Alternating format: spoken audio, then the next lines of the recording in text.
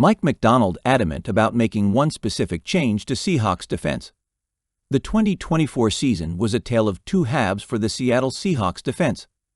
After an up-and-down first half of the season, the defense really settled in during the second half once head coach Mike Macdonald had more time to install his scheme and find players that fit said scheme. Of course, Macdonald's work is far from complete. Not only is he still working to find impact players, but he's still refining his scheme as well. In fact, he already knows one way he can improve. Macdonald reportedly told former quarterback Kurt Benkert that he's adamant that he didn't dial enough blitzes last season, and he wants to. The Seahawks blitzed on 23.6% of plays last season, tied for the 17th highest rate in the league. Interestingly, that's a higher blitz rate than Macdonald's Baltimore Ravens defenses had, as he dialed up extra pressure at a rate of 21.9% in 2023, 25th, and 21.3% in 2022, 21st. Defensive coordinator Aiden Durde, who previously served as the Dallas Cowboys defensive line coach from 2021 to 23, has a bit more experience in blitz-heavy schemes.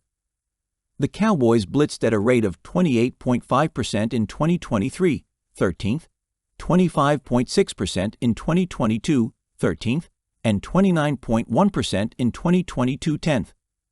Durde obviously didn't coordinate those defenses, but he of course worked closely with the pass rush.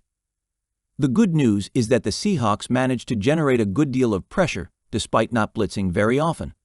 They had 45 sacks last season, tied for the 8th most in the league. All but one of the teams that had more sacks than them blitzed at a higher rate, the lone exception being the Ravens, who blitzed 20.3% of the time and had 54 sacks.